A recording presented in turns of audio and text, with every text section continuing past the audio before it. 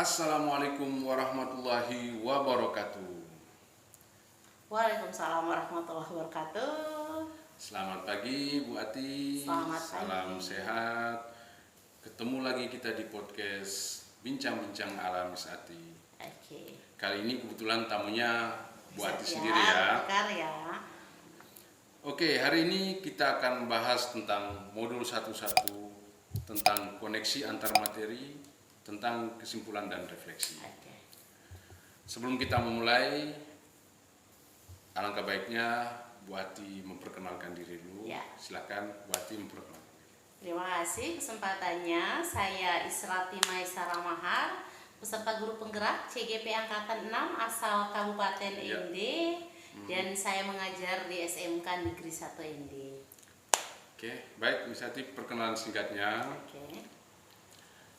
Ada 3 pertanyaan di sesi ini terkait dengan modul 1.1. Yang pertama, langsung saja, apa yang Anda percaya tentang murid dan pembelajaran di kelas sebelum Anda mempelajari modul 1.1? Ya. Silakan. Yang saya percayai tentang murid dan pembelajaran di kelas sebelum saya mempelajari nih modul 1.1 tentang refleksi pemikiran Ki Hajar Dewantara. Baik. Ya. Kalau saya bicara tentang ini artinya saya sedang bicara tentang aib dan dosa-dosanya seorang pendidik.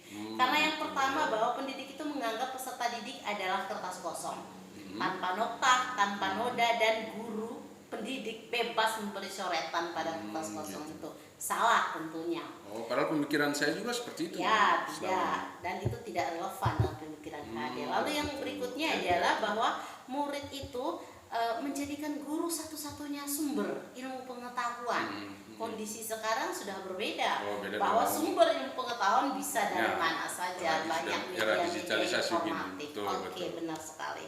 Dan murid itu mempunyai kecenderungan minat yang sama pada belajar.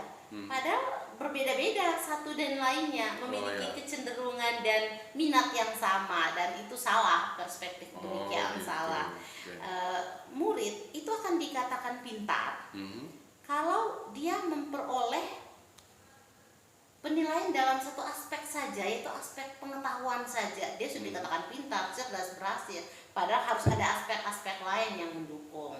Oke. Dan kecenderungan bahwa sebagai pendidik itu bahwa murid itu memiliki karakteristik yang sama. Sama. Nah, itu Padahal berbeda-beda kan ya, setiap individu berbeda-beda ya. satu dengan yang lain. Peserta Dan didik ya.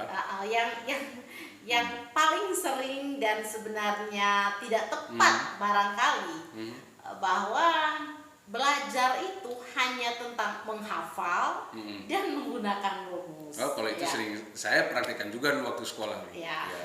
Oh, ternyata benar-benar itu datang salah. belajar hanya menghafal dan ini rumus silakan Iya. selesaikan. Oke. Oke. Baik Bu Wati, kita lanjut pertanyaan berikutnya. Masih terkait dengan pertanyaan saya sebelumnya. Oke. Setelah Anda mempelajari modul 1.1 tadi, Ya. apakah ada yang berubah dari pemikiran atau perilaku Anda? Yang berubah dari pemikiran dan perilaku setelah mempelajari modul satu. Apakah ada? Atau Ya. masih sama seperti ini, seperti yang Sebelum mempelajari. yang Ibu bayangkan Ya. pada awalnya? Bahwa peserta didik itu bukanlah selembar kertas putih yang kosong, tapi sudah ada garis-garis samar yang buram, di mana peran guru itu, pendidik itu adalah menebalkan garis-garis samar itu sesuai dengan kodrat alamnya. Berarti peserta didik itu sudah membawa ini Itu sendiri yang ya? disebut dengan kodrat Kodrat alam, alam, dan ya? peran Ya, guru ya. adalah menebalkan Oke. laku itu. Ya, ya. Jika ada hal-hal yang buruk, maka peran guru adalah menghilangkan watak-watak buruk ya. tersebut. Kalau yang Sehingga- bagus yang bagus dipertajam, ditingkatkan. dipertebal gitu ya? Dan seperti yang dikatakan bahwa anak itu bukan tabula rasa, tabula bukan rasa. kertas kosong. Itu apa itu Bu maksudnya? Tabula rasa itu lembar kosong, Lembar kertas kosong. kosong. Oh, Anak bukan kertas kosong lembar tadi ya? kosong. Ya. Ya. namun sudah ada guratan, sudah ada benang, garis dan samar-samar tadi. guru tinggal menebalkan Oke. pada laku yang sesuai dengan konteks sosiokulturnya. Baik. Lalu berikutnya, guru itu adalah among, menuntun, sehingga perannya adalah sebagai motivator. Tumbuhkan peran guru sebagai motivator dan fasilitator. Lalu menciptakan suasana belajar yang menyenangkan.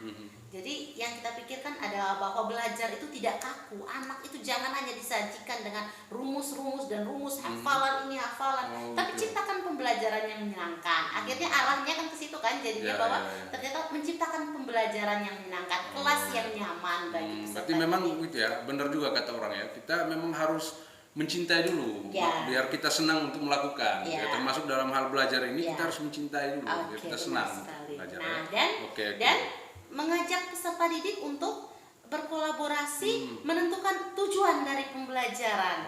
Nah, sehingga subjek dan objek di sini paham nih di mana arah belajarnya. Dan yang paling penting adalah kesempurnaan dari pendidikan ini adalah terciptanya budi pekerti. Budi pekerti ya, budi pekerti ya. Yang mulia, akhlak yang mulia. Itu yang penting karena mengalami degradasi moral dan dengan berbagai macam pengaruh. Berilmu tapi tidak berakhlak kosong ya, sama saja ya. Sama saja kosong. Berilmu dan maka berakhlak peran ya. pendidik menumbuhkan budi pekerti. Benar. Oke, baik. Setelah Bu Ati menjelaskan apa yang tadi itu sudah saya tangkap juga poin-poinnya. Apa yang dapat segera Anda terapkan lebih baik agar kelas Anda itu mencerminkan pemikiran Ki Hajar Dewantara tadi sesuai dengan modul 1.1 tadi ya? Yang pertama mulai dari diri sendiri. Posisikan guru itu sebagaimana semboyan Ki Hajar Dewantara. Yang pertama, Ingarso Sungtulodo, guru itu pendidik berada di depan, menjadi teladan, menjadi contoh bagi peserta didiknya. Lalu yang kedua adalah Ing Madia Mangunkarso, guru berada di tengah untuk membangun semangat bagi peserta didik. Dan yang ketiga adalah Tuturi Handayani, guru berada di belakang untuk memberi dorongan, memotivasi memotivasi bagi peserta didiknya. Dan yang paling penting yang akan segera diterapkan adalah mengedepankan kearifan lokal sebagai dasar-dasar nilai budaya. Nah, mengingatkan diri bahwa hakikatnya seorang pendidik itu ibarat petani yang menumbuh kembangkan, menebalkan laku peserta didik dan membuang watak-watak buruk yang ada peserta didik. Nah, dan berikutnya adalah refleksi. Selalu refleksi bersama peserta didik agar tercapai tujuan pembelajaran. Dan yang terakhir adalah berkolaborasi dengan orang tua. Itu penting, kolaborasi dengan orang tua agar apa yang menjadi cita-cita bersama itu terpenuhi. Jadi tetap ya pada prinsipnya pendidikan yang utama itu dari rumah ya, dengan orang tua ya, Bu ya. Rumah adalah madrasah pertama. Guru bukan satu-satunya yang mendidik ya. Madrasah pertama adalah rumah ya, Bu ya. Ya. Oke, Bu Ati, saya tangkap poinnya, Bu Ati. Baik, sebelum kita akhiri sesi ini, Bu Ati, saya beri kesempatan Bu Ati untuk memberikan closing statement. Silakan. Pendidikan itu menghargai kemerdekaan. Pendidikan itu harus memanusiakan manusia. Pendidikan itu melakukan perubahan ya. Bagi seorang pendidik, komitmen terhadap tujuan, mandiri menentukan arah, reflektif terhadap proses dan hasil. Maka kita akan mencapai kemerdekaan belajar. Oke, luar biasa, super sekali ya, Bu Ati, super sekali. Baik, Bu Ati, tidak terasa kita sampai di penghujung sesi. Harapan saya Bu Ati sukses mengikuti program Guru Penggerak ini. Amin. Sukses menuntaskan program ini. Amin. Yang kurang lebih sampai Mei 2023 ya Bu Ati ya. Betul ya? Masih sampai tahun depan. Sehat selalu dan juga Slogan dari guru penggerak ya. Iya, sesuai dengan slogan guru penggerak ya, Ya. berarti ya. Tergerak, Bergerak, menggerakkan. menggerakkan. Salam guru penggerak. Merdeka belajar. Terima kasih. Ciao.